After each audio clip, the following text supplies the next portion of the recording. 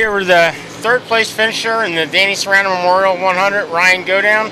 Ryan, talk about the race a little bit. You started way in the back there. You got up front, and it looks like you were heading for victory there, and then all of a sudden, Yankowski got you, and then Rock got you, and you sort of held on for third, though. Well, first, I just hope we made Danny happy with the racing we put on for in behalf of him. I mean, that's really what it comes down to. First, I mean, Danny was a heck of a race fan and heck of a promoter, and what he did here for us to get us to the track. And me personally, I mean, I knew him on a personal note, and we used to talk all the time. He did a lot for racing, and just to be able to remember him like this is pretty cool. And just glad we got the chance to do it, and glad I was able to get some action for him. And I know he watched every race and probably was smiling from ear to ear up there. So no matter what, we put on a show for him, and that's first and foremost. Other than that, I mean, I can't thank Eric Mack and DKM because they gave me a car. We kept working on it all day, and it just kept getting better and better, and just happy with it, and I can't thank them guys enough for putting the effort into going forward. And they were down the shop. They've been busting their butt on the phone, with shocks and springs and everything. So you just can't thank the energy they have. I'm just not used to that lately. We kind of got stagnant this year with the setups we were having, and the motors we had, and Billy Kidd got us this engine, and that thing was really good. So it's just nice to be able to go out there and feel competitive again, right? That's what we normally do: go start in the back, come to the front, and do good. You're not going to win every night. Biggest thing on top of my hat to Alex. I mean, he ran a heck of a race at the end and smooth. And, he got by me and checked out. I mean, I knew they set up. I said, man, they set up for the rubber. I mean, that was, had a little harder stuff than we had on the right front and left rear. And same thing with Watt. And, I just didn't know when it was going to take rubber. And, we ran the dirt race, but we should have.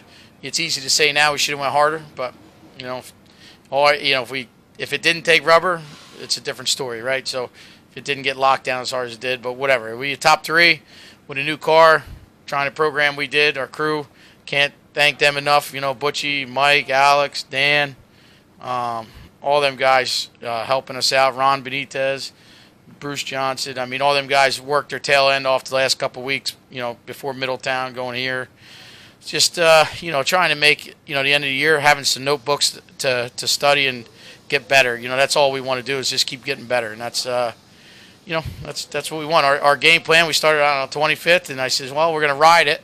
The beginning of the race was weird. Like, everybody kind of went to the bottom, and I'm like, man, it's just, I'm not even pushing the car, and we're going forward. And it was like, no, I'm just going to keep steady.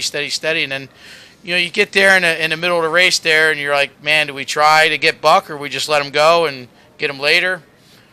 And you just don't know how many opportunities you're going to have with a long green or not a long green. So you kind of, race him, pretty hard to get that spot, and he's going to race me hard to get that spot, and it's just we finally got it. And then I felt like I was on cruise control for a while, and like I said, I started feeling the rubber on the right front, and that thing started pushing off, and I kind of said, well, just going to hold it till, and we could. And then that caution came out, and that was probably the biggest difference after that caution.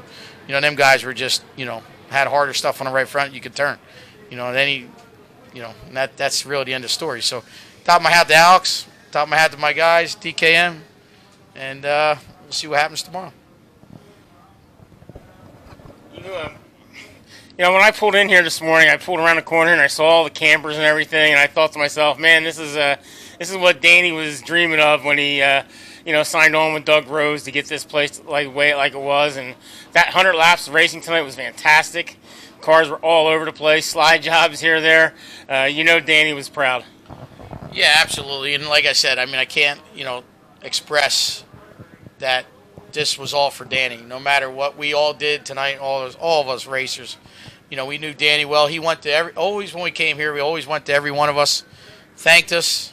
He always called me to come, never put us in the dirt, never told us this or that. He was always positive and did a lot for racing. I mean, he was a big fan of my uncle back in the day. So, it hurts that, he's been in my life racing a long time, going to the racetrack, doing things outside of racing. So, that was, it's depressing, because, listen, I've lost a lot of people on my side. And, you know, that was just a total shock to us racing world. And, you know, listen, it really is a burden for everybody to get through this. But at the ultimate, you know, I always think there's got to be a positive to everything, right? And, you know, he's looking down, being a proud papa, with, you know, just looking down all on us, smiling ear to ear. He's going to party it up tonight after watching that heck of a battle we had.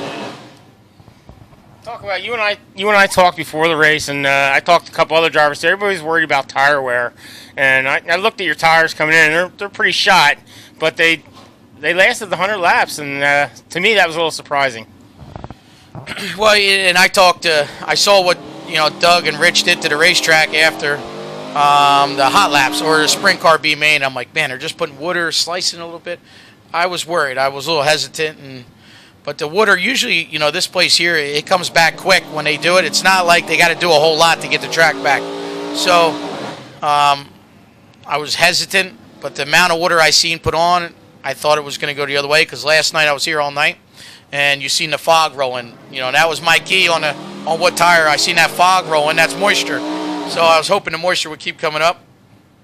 It did for the most part. It just after a while it overcame to, you know, as many cars out there. But you got to top your hat to Doug and Rich with this whole place. I mean, you can't ask for a better race on a 100 lapper down here than that. I mean, for the battle we had, it wasn't single file. It wasn't dusty. It was, you know, you don't want to run 100% for 100 laps. It's never going to work. I was trying to run 60 to 80, but I found myself running 80 to 90 there for a while. But, man, the track held up pretty good. I mean, obviously it stunk for us that it took rubber as hard as it did at the end. But, you know, listen, it's one of them deals. You know, you can't make it too heavy in the beginning because, you know, everybody's too fast then. You can't make it too slick because it takes rubber. So I thought they did a good balance.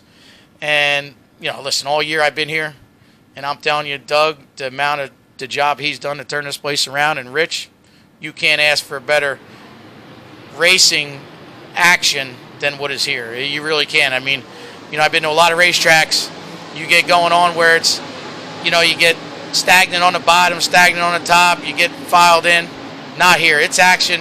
Once a restart is, you're worried. Like I was leading, and on a restart, I'm like, man, because they can slide job you at any time.